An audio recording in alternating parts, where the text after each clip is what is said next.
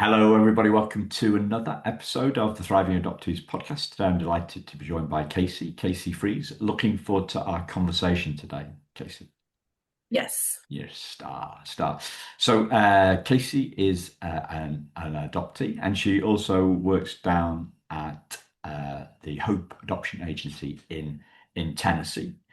Um, so, the big question that we love to start with here, Kaici, what does thriving mean to you?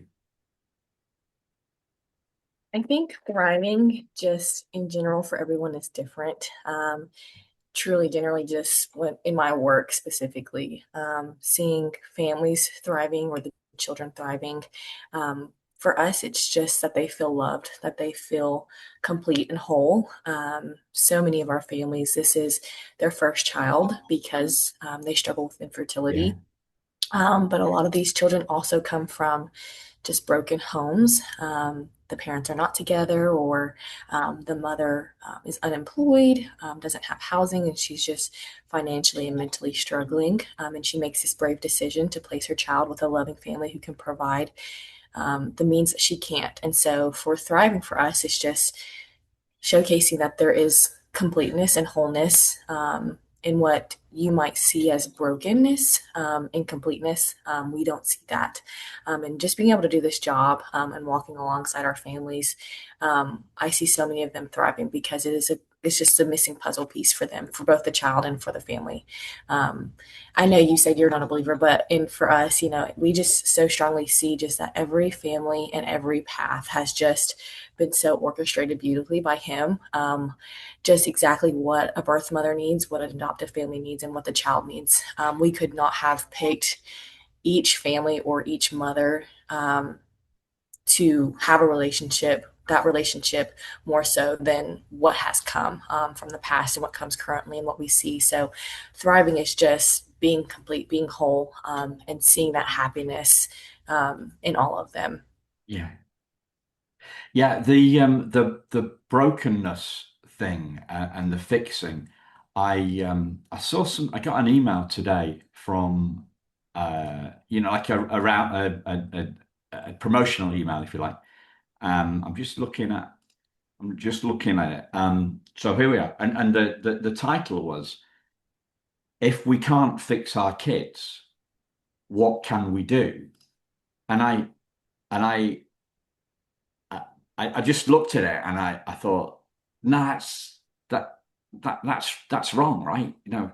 The idea that kids are broken or even breakable, right? It just or that any of us, I guess there's a different. Like, I see a difference between kind of feeling broken and actually being broken, right? Right. We all have bad days, we have bad weeks, we have bad years sometimes, and we get a bit down. But the idea that we're actually broken and to think of our kids as broken, to talk about them as broken, it's really dangerous because it can become a self-fulfilling prophecy, right? Mhm. We're kids. We're kids, and well, I'm a 59-year-old kid, right? But as a kid, as a kid, we kind of we sometimes we often believe what we say from what we hear from the big people. Casey's daughter's in the background wanting to join the pod, but she's a little bit young for it at the moment. Give Yes. her time. But this brokenness. Yeah, it feels really dangerous to me. So I went back to the chap who's he's an adoptive dad, right? And he said, personally, I never thought that my kids were broken. The fixing I referred to in this interview was more to do with behavior modification. Mhm.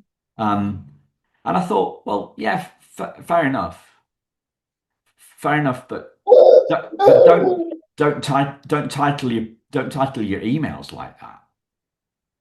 Right. Brevity can be really dangerous. in this sort of space. Um, what do you make of that, Casey? I think you're exactly right. When you start thinking it and speaking it, it sometimes fulfills itself just because of the mindset you live in, and you're choosing to speak out. I definitely don't see that in our families or in our children or any of our cases because I don't believe it. But just hearing each of their stories, and seeing it from an outside perspective, I can definitely see how people view it that way, because they don't fully just understand what adoption means and the beauty that can come from it. I think there's just such, I think we talked about this last time, such a negative. Um, I just lost the Stigma? word. A Stigma, stigma. yes. I think that's Just the a word you very mentioned last time. negative stigma around it. And people see it as broken. People see it as, well, this is an incomplete family who couldn't have children, and so they are broken. And then they're, choosing to bring in a child who comes from a broken home. And from an outside perspective, it does seem that way, but we don't see it that way, just us in this field. I know I can speak for my coworkers and anyone in this field. It We don't see it that way because there's not. I don't personally believe that any of our children that come into adoption or any of our families that can't have children of their own are broken. It's just a part of their story, and because of the beauty that comes from adoption, being complete, being whole. I mean, myself, I'm adopted like you are. For so long, I felt like that mindset as a child. You feel it because there was a negative, there wasn't much talked about. But I think now, as a grown adult, being able to work in it, being able to walk alongside these families, I'm so careful in how I talk to them about it, or and how the process needs to look, how they need to honor their birth mom or their birth family, how they really need to honor their child. Yeah, They need to talk about it. They need to be open about it, yeah, because I saw when I was reading and doing some more research, it just because you're not talking about it doesn't mean the child's not thinking about it. And so if you don't talk about it, it allows the child to just have those thoughts and have those questions of, well, why was I not wanted? Why was I not this? Why was my mom, why was I not good enough? And then all of those flood into them that they live out and that they start acting on, maybe subconsciously, maybe not thinking about it. But if you're not talking about it openly and referencing and honoring, and praising their story and praising their mom, um, it allows those thoughts to come in. So I encourage our families to always be talking about it, to be thinking about how to talk about that with their child, what questions they might ask. And being an adoptee myself, I think it allows my families to feel more comfortable when they ask me questions like, well, what should we talk about? How should we word it? I've had a family say, was this the correct language? And I was like, I don't personally see anything wrong with it. In the education I've done, like, I don't see that listed them incorrectly or talked about it with your child incorrectly. But yes, I do agree. Like, if you don't talk about it, or if you don't allow those thoughts to, be in the back burner, not even be there, with your child, then they can't come to thrive. So that broken mindset can really be, I wouldn't say fixed, but can be definitely, um, nurtured to be a healthier mindset if you talk about it, if you're open about it, yeah, and respect that story and all of that. Because I feel personally, we didn't really talk about my story, but I mean, my family is white, so as a kid, you can kind of see the difference. You yeah, start asking those questions like, why do I not look like you, things like that. And so I just think it's really healthy if a family talks about it with their child very openly, when they start asking questions when they get to that age. Because for me, we didn't really necessarily talk about it, or the questions that I did have were kind of just like, oh, well, those are invalid. What you're thinking, what you're feeling, those are invalid because, we adopted you. That means we love you. Well, yes, I'm not doubting that, you love me, but there are questions I want to ask or want to talk about, and they just were not talked about. So, I do yeah, definitely think it's a mindset that can be talked about and adjusted, if you're open and having that conversation with your kids and with your yeah, families. yeah.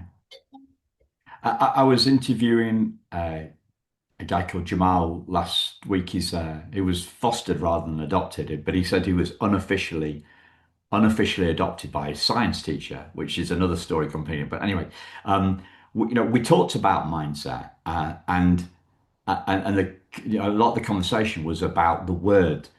The fact that we don't hear the word mindset. We don't hear the word beliefs a lot Right. in the adoption space.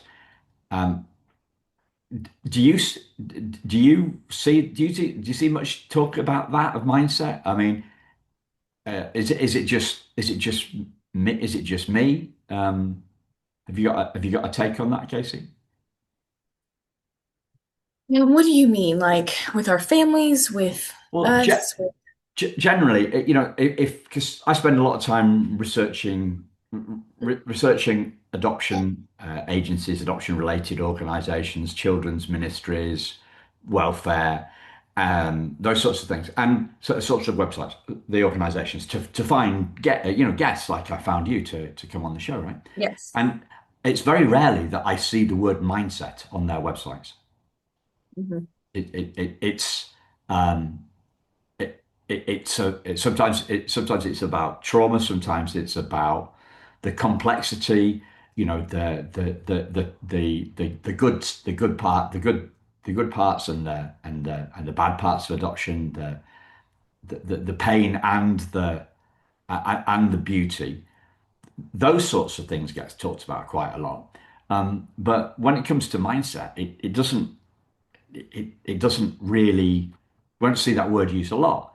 And you know what it says for your little bio on your agency's website, it says Christ-centered mindset, and that's even rarer, right? We you know to think of a Christ-centered mindset. So what does that mean to you? What does Christ-centered mindset mean, Casey? I think for me, just like I said, it being so personal on both ends, I can walk for the child and for the family seeking to adopt. For me, that mindset is where I see so commonly. You can say all the right things. You can say, I'm going to honor their birth mother. I'm going to respect their story. I'm going to do all of this. You can say all of those things. Um, but your mindset is going to affect your actions. And I feel that sometimes it's a lot easier said than done. Um, and sometimes it breaks my heart because a family, wants a child so badly that they're going to say, yes, we're going to do this. We're going to keep in contact. We're going to honor her. We're going to celebrate her. And then when, you're chosen, all of those emotions are flooding in. You're adopting that child. You're accepting them into your home as your own. And a lot of times that's where the birth mother kind of just gets pushed to the back burner.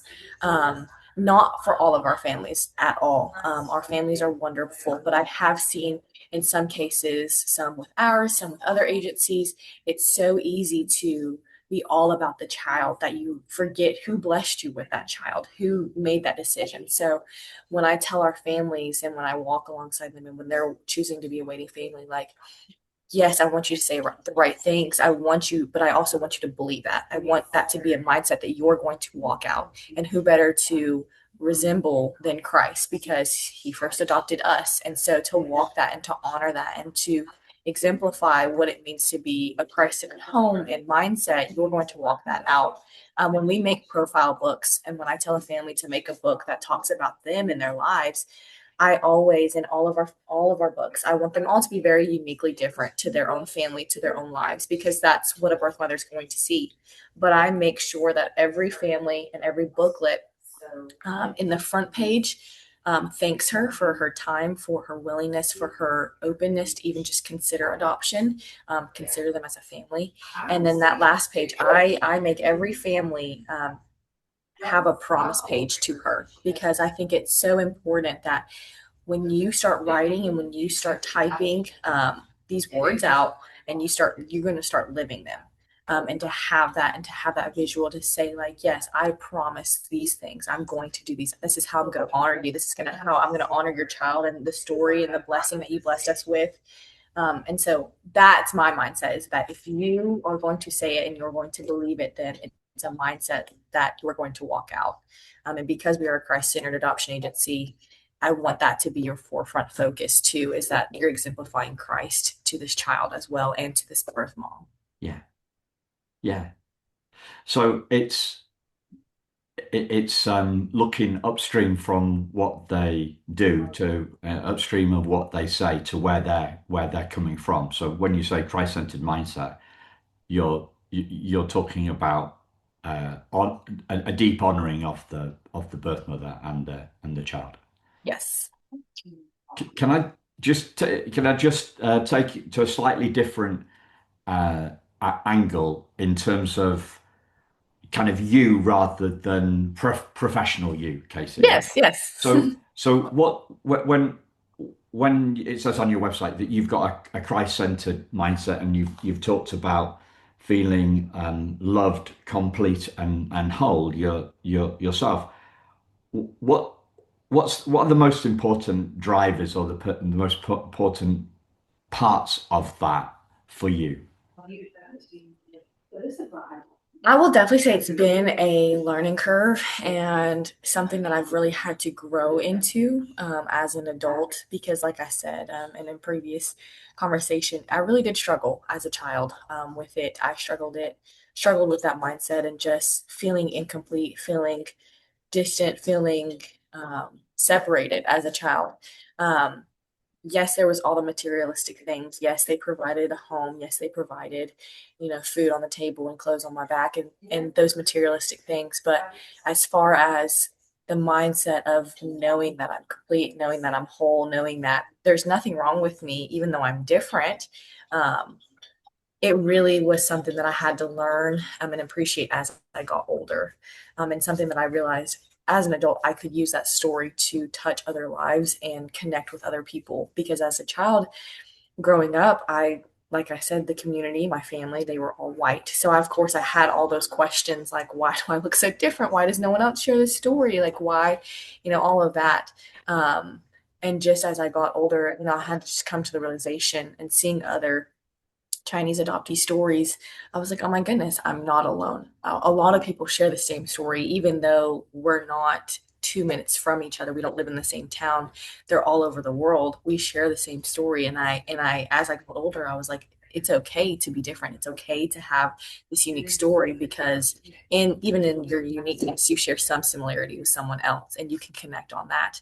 And so it's definitely been a learning curve because it was not easy for me as a kid. I think I was there was just a lot of anger built up, a lot of frustration, a lot of guilt that I just carried as a child. But as an adult, I just realized like there's no room for that in my life. I don't need to carry that. None of that is need to be on my shoulders or a weight that I need to carry because there's just beauty in my own story and in that. So it's definitely been a learning curve. Yeah, yeah. Are there certain moments that kind of stand out in terms of uh, important, well, moments? Yeah. Are there any moments on that learning curve that stand out? Sort of, you used the word realize a couple of times, right? Particular moments when there was a shift in your mindset, right? A change in your perspective. Does any particular moment stand out for you, Casey?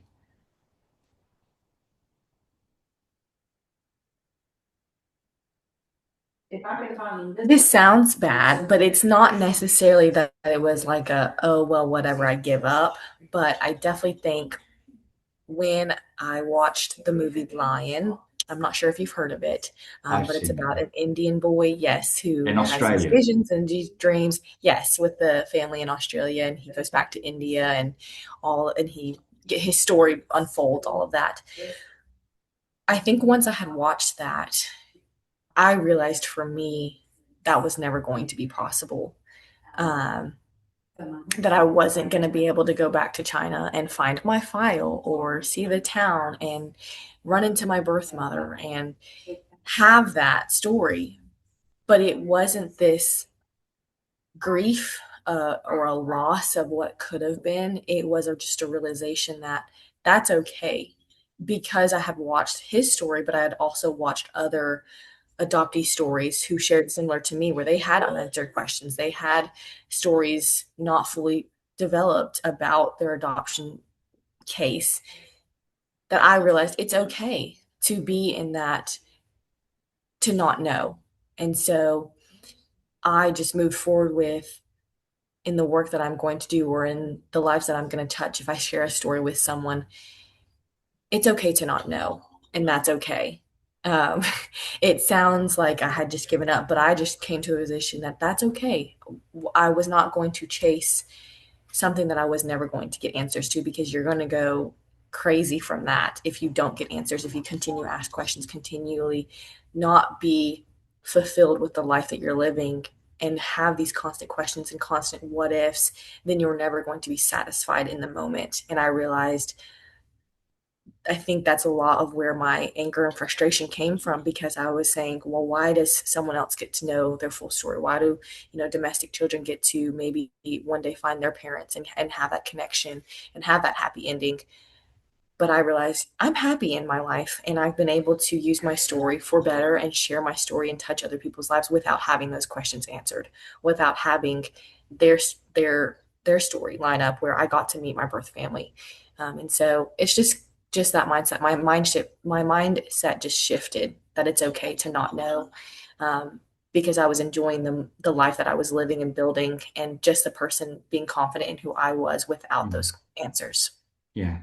Um, the phrase that's coming to mind, something I heard from a mentor of mine a few years ago, and this lady was really important, was Sammy, this mentor, because she's the reason I'm doing the podcast, right? She told me how to do it, so it's down to it's down to you, Sam.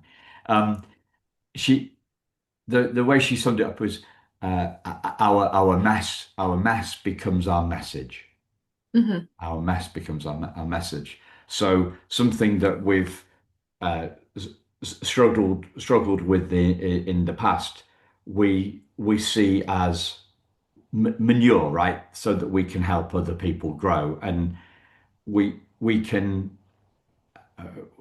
it sounds like you're sharing what would have been ideal for you with the adopted parents that you're supporting, so that they're more informed, and hopefully that will be a smoother ride for their kid than it was for you. Absolutely. Yes, absolutely. Because we have contact, because we know that side of their story. And I think the the child deserves to know. They deserve to know where they came from, who their birth mother was, the story there, that there's not a narrative of negativity, that the birth mother didn't want them, that there's a narrative that they were unwanted, that they uh, ruined their birth mother's lives. All of those are such a negative narrative. But because we know where the birth mother came from, and because we had a personal relationship with her and walked this journey with her, there's so much selflessness, bravery, and strength that she showcased, that that's what I want our adopted families to share and to see, because she gave you a blessing. She blessed you guys with this child. That is how you should honor her. We did not force her into this decision. We did not coerce her in any way. This was a selfless decision that she recognized she could not, whether it was financially, whether it was mentally, whether it was whatever the case, but that she recognized she could not provide a good enough life that this child deserved. Yeah, That's how I talk with our adoptive families. Is that's how I want you to honor them, because she does deserve to be honored. She made this decision so that this child could have the best opportunity at life, at education, at growth, at love, than she could provide in the situation she was, in the circumstances that she fell into. And so that's how I want my adoptive families to see her, because I didn't get to have that opportunity. I don't get to have those questions answered. I don't get to just know her or see, in the past when you were a baby, this was her, and in the pictures. We do a lot of pictures if the birth mother's okay with that, but there's always documentation of just, it's just beautiful, really, just walking this journey. I get to see it. And so, just from my personal experience, I try to, not necessarily coach them or teach them, because every story is different. But just from my experience, I will say, like, you get to have these answers. You get to have these questions, and then I should be able to answer them. And if not, you have this relationship with this birth mom, and should you choose that, should the child want that later in life, you have the means to access that, to have that relationship, whether it be from you guys or through the agency. Contact us, and we can get you in contact with her. But that's just, yes, you're totally right. Like, I try to advise them in just what they should or should not do. But of course, Yeah. every story is different and how it needs to unfold. Yeah. So what do you you've been answering this, question, I guess, for a lot of our conversation so far. But if you were to distill it down, what do you think helps adoptive families thrive? I definitely think it's getting plugged in. In part of our training, I definitely tell them get plugged in, whether it be an online group, whether it be through friends in a social setting, physically or online. I always tell them to get plugged in because the waiting season looks different for every family. It could be a couple of months, it could be a year. With domestic adoption, we don't know what that looks like. There's not a timeline that we can give every family that's cookie cutter because it's different for every family. And so I tell them to get plugged in because that waiting season allows those thoughts to creep in. Well, what are we not doing right? Why are we unwanted? What's wrong with our family profile? If you get plugged in and you socialize with friends and family that are walking the same journey with you or already have walked that journey, they can ease your mind. They can answer those questions and provide just a sense of peace and calmness that otherwise you wouldn't know if you were walking the journey alone, in solitude. But I also tell them to educate yourself because adoption is not just a cookie cutter. Well, I take this child into my home and I love them as my own. There's so much more that goes into it. And so our education that we require of our families is just a lot of that. There's different aspects of it. We have them read books, we have them watch videos, we have them watch videos based on birth mother, stories or adoptive children's stories because we want them to educate themselves on what it could or could not look like and prepare themselves for that. And so it's just, I'm so Yeah. sorry. No, It's it's just okay. different for everybody. So, yeah. Yeah. And what about after the after the adoption, presumably more of the same in terms of the the network that they're plugged into, whether that's online or in person. And what else? What else drives their thriving as a family?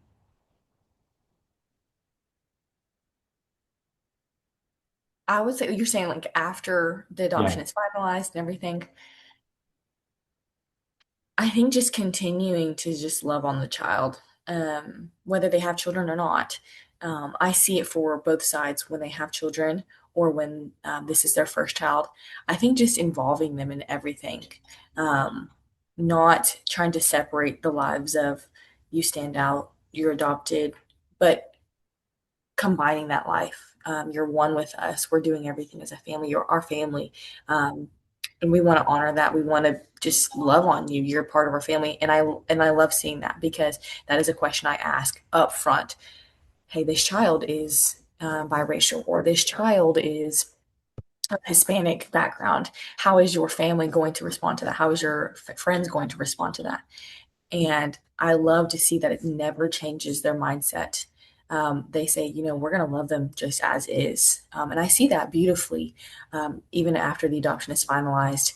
That doesn't change their mindset. It has not affected their love in any way. That child is a beautiful blessing and a child and a gift to them and their family, and they just love them as is, even though they're not biologically there. So I definitely see that as a big stepping stone of how they're thriving. They're just loving that child. You could not tell me that is not biologically their child because of how well they love them and how well they include them in all family activities, traveling, their friends, their family that love on this child, and love their friends that have adopted. So yeah, yeah. And so, what gets in the way of adoptive families thriving? I would definitely say just just not being able to fully, I guess, respect um, the birth mom or the birth family or birth couple. Like I had said previously, sometimes it's so hard because there's sometimes just a sense of fear. Well, what if they come back? What if the birth mom or birth father come back to take this child? Which legally there's no way they can. But it's a fear. I mean, we're human. Here's a child we've longed for so deeply and so desperately. What if they do come back? What if they try to take this child from me? And that fear really creeps in and kind of showcases in their action of the updates that I ask for the birth mom or just through the holidays or Mother's Day, Christmas, things like that. Hey, she has asked for photos. What updates would you like? And just the sense of fear kind of displays itself of, well, is she asking or are you asking? And I see that a lot of just, why don't you just have these updates for her when she is ready? Because sometimes it's just the journey of healing for a birth mom that it doesn't make it easy for anybody because of that is that there is a grievance and a loss for her. And so I just kind of see that, but majority of our family, they're wonderful, and it is not in every case that fear steps in. But sometimes when it does, I can kind of see this block in the road of when that annual visit comes up, there's kind of some hesitation, or when there's updates, there's a little bit of a hesitation just because of that fear of what if, the unknown, that I definitely see can get in the way of them thriving because of the unknown. But there's absolutely no way, that the birth family can come back for that child. And I just want them to walk that journey of just grace and humility and have that relationship of just openness to honor her when she asks for updates or that annual visit that's in the contract, things like that. And our families are wonderful. It just is every so often, if I do see it, I will say that probably is the reason that maybe sometimes there's a block in the road of just what doesn't cause them to thrive, that relationship kind of have a hold in it. Yeah. Um, you mentioned a little while ago about, I think more at the start of the conversation, you mentioned honoring the birth mother, and what I was getting, what I was thinking about was uh, honoring the birth mother in front of the child, because otherwise the child thinks that they're fruit from a poison tree. Is that do you know what I mean? Yes, I Yeah. know what you mean. Yeah. um, So, if we've got to more than respect, we've got to honor them, because by honoring their birth mother, we're honoring them. What have you learned around that? I don't know where I heard that, but it made incredible sense to me listening to that. I I connected with a cousin on my birth mother's side a couple of months ago, and I found out that she was his favorite. She was his favorite relative. My birth mother was his favorite relative. So her aunt, he was she was his auntie, right? And that she'd been happy. She'd managed to process her relinquishing trauma. That she it hadn't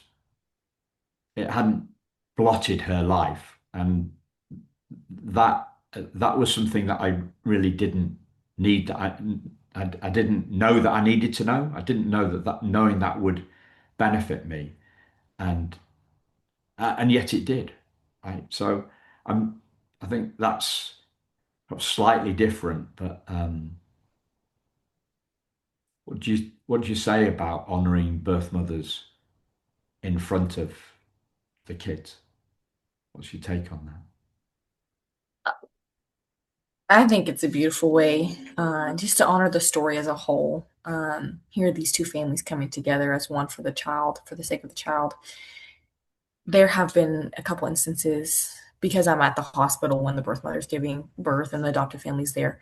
Not all of the cases, but in some of them, I've been able to take pictures of the birth mother handing the adoptive mother the child. And just to have that in a photo, there's really not words because here I am. I was walking a journey separate because we don't allow them to have open communication throughout this entire process unless that is something they both want. Um, but just to protect both our family and our birth mothers, we are the mediator in communication. Uh, but at the hospital, when they're coming together physically in one room, and I've been able to capture that photo of a birth mother handing the child to the adoptive mother, it is one of the most beautiful things I can just be a part of to witness because how beautiful is that? Here is that decision coming to life for the sake of the child.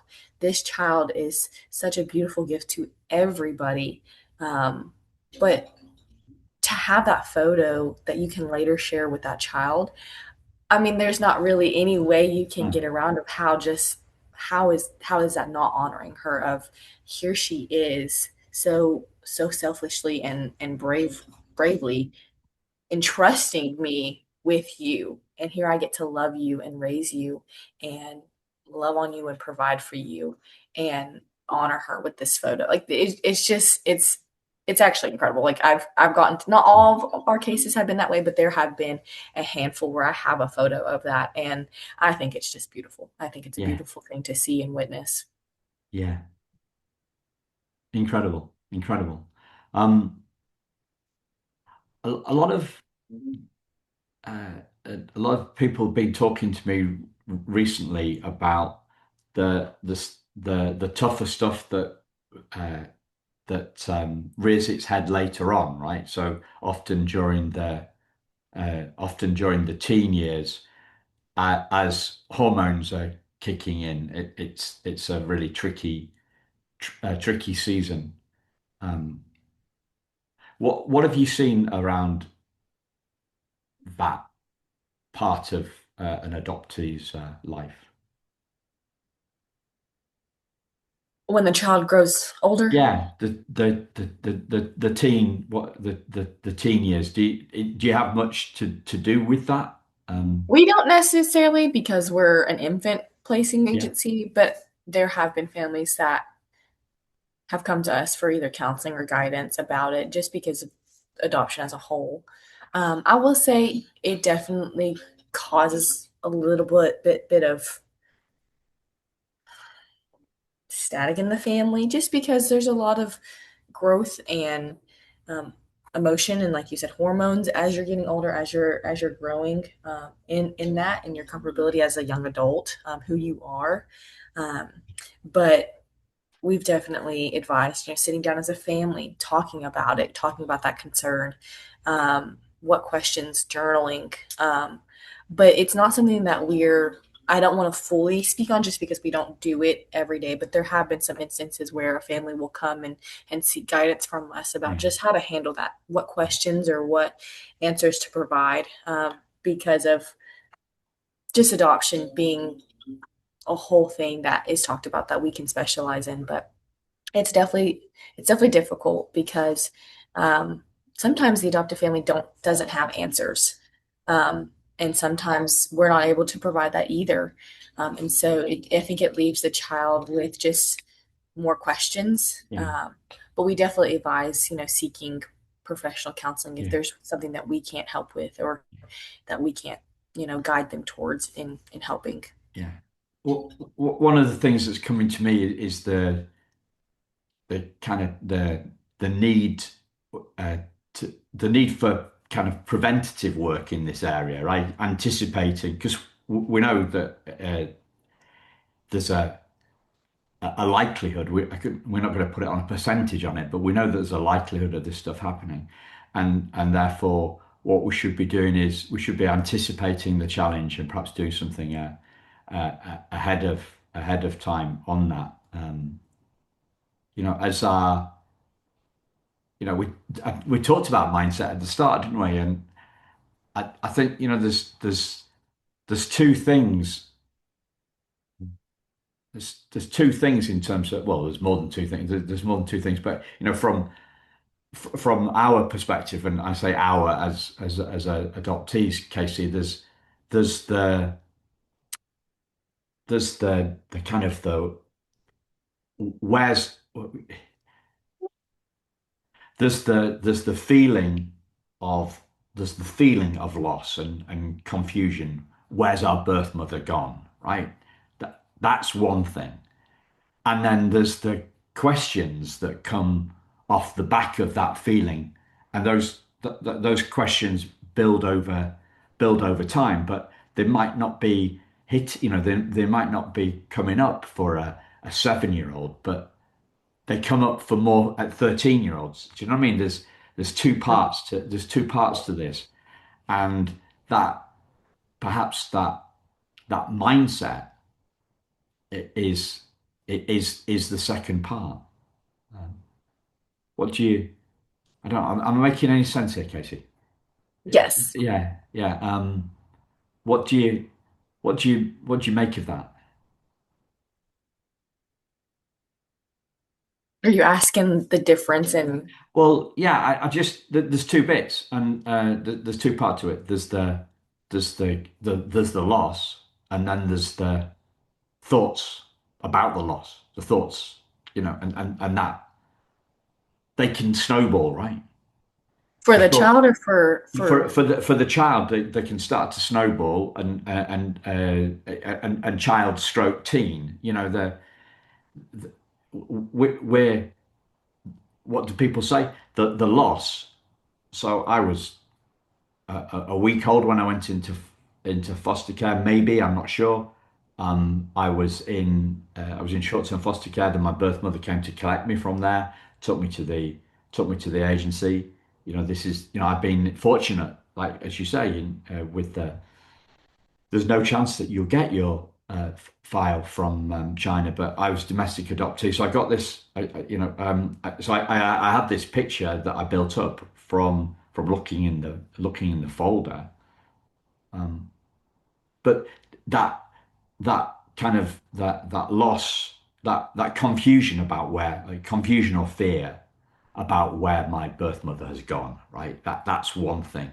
But there's the cognition, there's the belief part that comes later, and that can snowball, especially during teenage years. And perhaps we should be doing more to prevent the snowballing, building the kids building the kids' emotional intelligence or whatever to to reduce that snowball effect. I wish we could.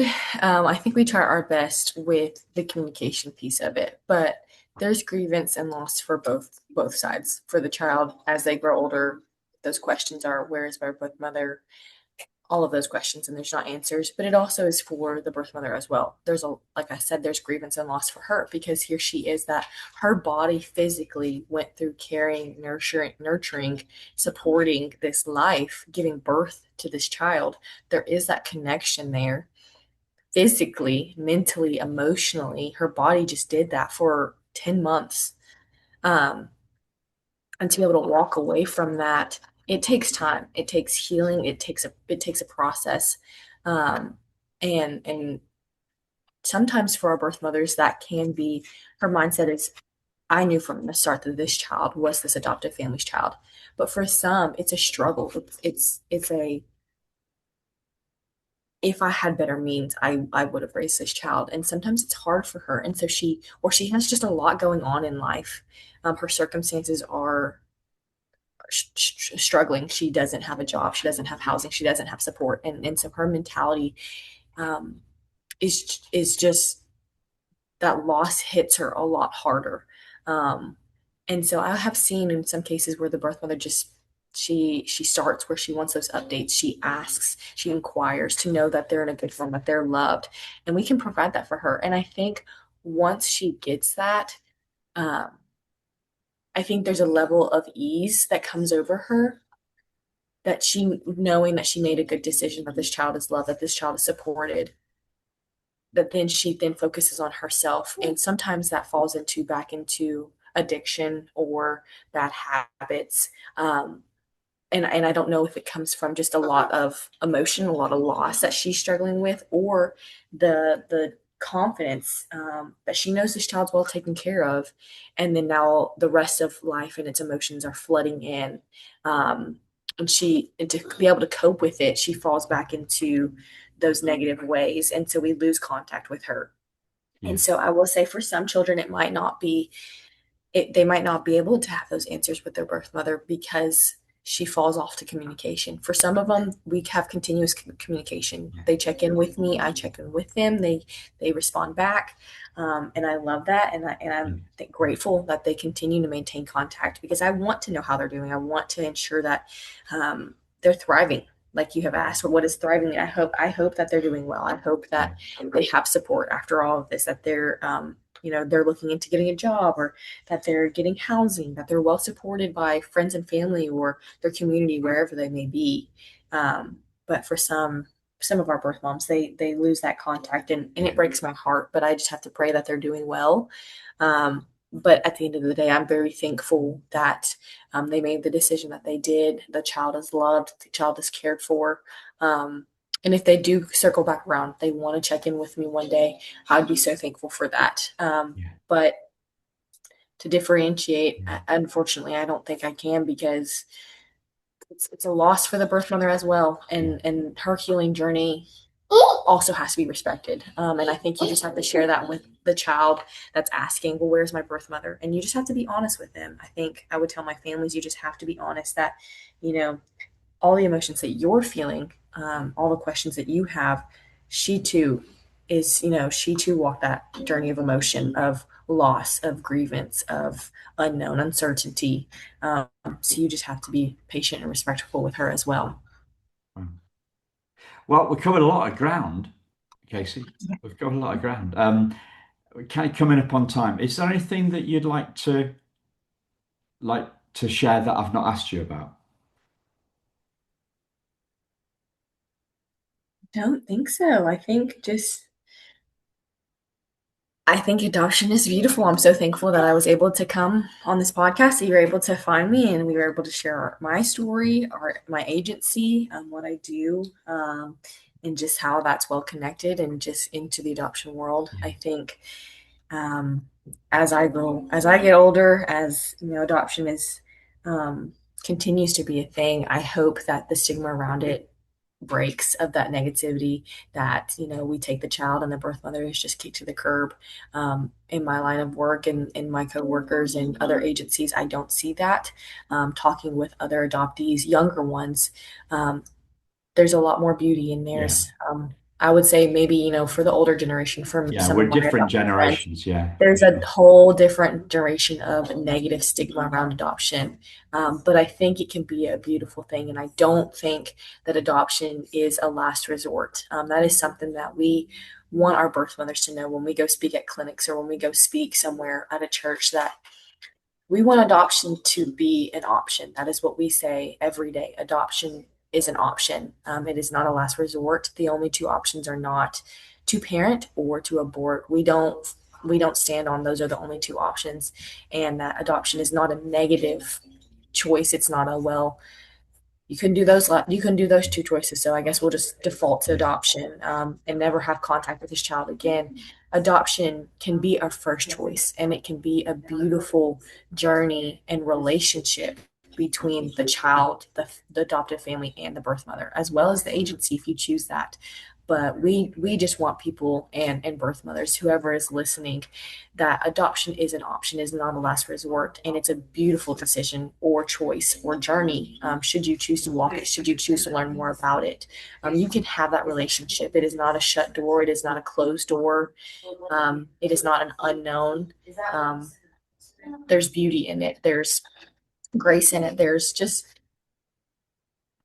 redemption in it. I think there's redemption in that story as well. So that's definitely something that we try to push and project out there, that it is an option. It can be a beautiful option. Cool. Thank you, Casey, and thank you, Yes. listeners. We'll speak to you again very soon. Take care. Bye bye. Yes. Thank you too.